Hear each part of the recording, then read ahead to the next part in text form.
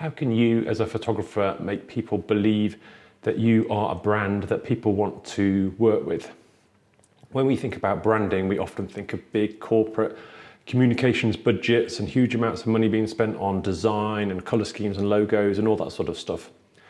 But that's not really what branding is about for a photographer. What you need to think about is your personal brand and the personal story that you tell to people, and how you are going to use that to make them buy your prints and sell your artwork, or how you're going to use that to convince people that they should spend money with you and book your services if that's the type of route that you want to go down. So there are two sides to your personal brand. So let's get away from thinking of branding as kind of Kellogg's or Nike or Apple and all those sorts of things with huge budgets. What I mean by a brand for a photographer is creating a personality and a story about yourself that people believe in, that they want to buy into, and that they can trust. These are really important elements for people when they buy any type of service, and photography is no different from that. By creating a good brand for yourself, you're going to be able to win more clients, you're going to be able to get away from pricing yourself at a low level, and you're going to be able to charge more of what you think you're worth to your clients. So let's talk about two sides to creating your own personal brand. There are two sides to it, as I said. So there's the side of it which I'm going to call empathy, and there's another side of it called authority. So if we talk about empathy first, when I'm talking about empathy, I'm talking about how you create a connection with people who are potentially going to be your customers. So if we talk about this on an extreme example, if you're going to be a corporate headshot photographer, the people that are booking you are likely to be business people, potentially high-end business people. So you have got to be able to tell a story and be able to relate to those types of people. So everything that you communicate about yourself has got to match with that customer's personal image of themselves. So you're going to have to look smart, you're going to have to show that you know how it is to work in a corporate world, and you're going to have to act in a way that makes them believe in you, and you're the type of person that can come into their office and that they would be happy to have working with them. On the flip side of that, if you're a much more relaxed and casual type of photographer and more of a grungy type of look and a grungy type of appearance, then you're not going to get those corporate type of clients quite so easily. And it's way more than about appearances. Let's not get carried away with that. Let's talk about if you're going to be a family photographer, for example. If you can show that you can relate to people's families, if you're a family person, you have kids, you love relationships and hanging out with your family, and you make this apparent on your website and in all of your communications that you do, you're going to relate much more readily to people who are looking to book a family photographer.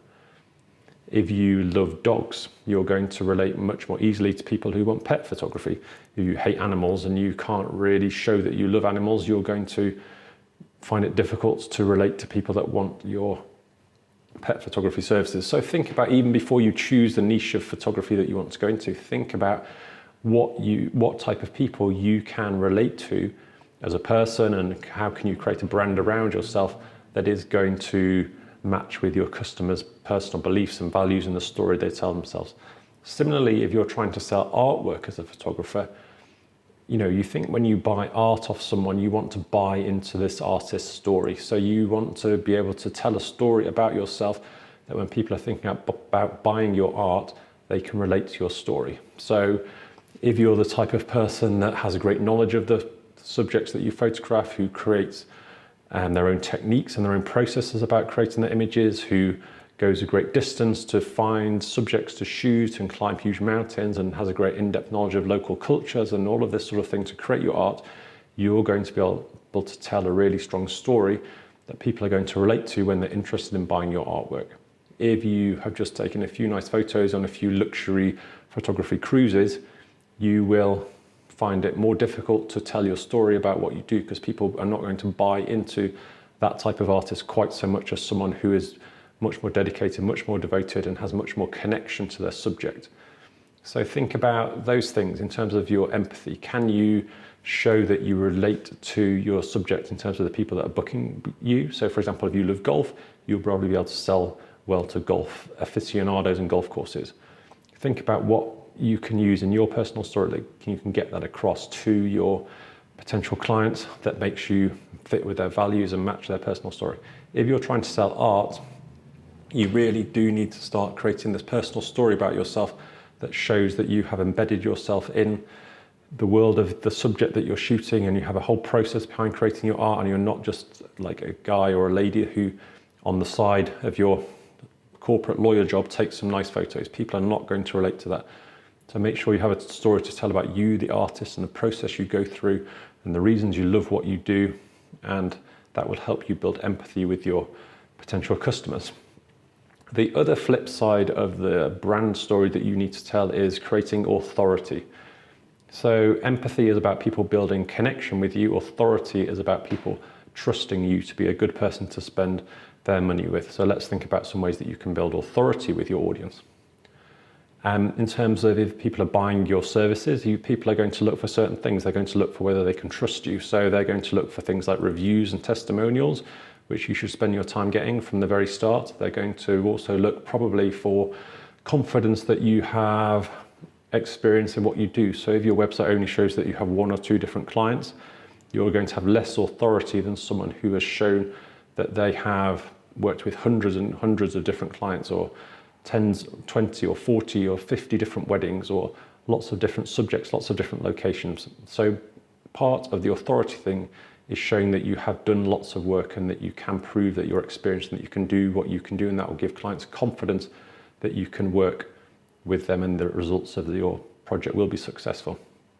You can also look to win awards and have exhibitions. You can look to have your work published, and you can also publish content on your blog or your website which shows that you're an expert in what you do, that people can rely on you for information in your field and in your area that will show that you have a great depth of knowledge and that you're willing to help out the community. So think about how you can build authority with what you do and how you can build trust. If you're thinking about selling art, selling your photos as art, there are other things as well that you should look at, so that people tend to buy. One of the things that makes people make art appear more valuable is that other people want to buy that art. So you have to think about ways of how can you make your art seem more desirable, that more people want it. So again, that's about having exhibitions and winning awards to make it appear more valuable. But also what you need to do, unfortunately, or fortunately, depending on who you are, you need to show that you have a strong following. You need to show that if you've got thousands and thousands of people following you on social media, that is a positive social signal that other people like what you do.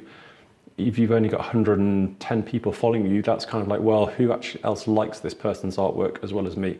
And it gives people less confidence that buying into your art is something that other people are also going to like.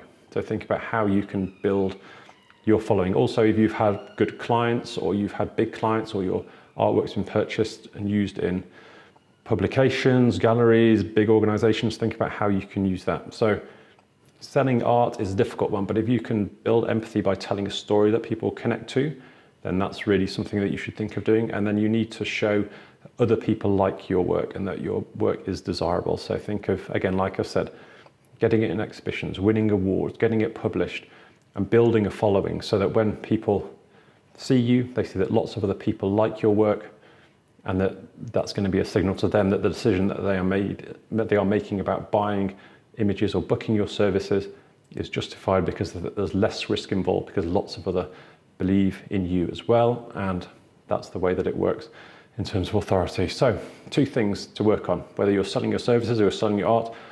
Think of empathy, think of how you connect with your customers and how you can relate to people and make them believe your story and make them think that you're the same sort of person as them and that they're someone that you want to work with. And the other thing is the authority side. Think of how you can build trust, and that's about reviews, testimonials, a following, awards, exhibitions, getting published. These are not things that are going to happen to you overnight, but it's a really important process to start.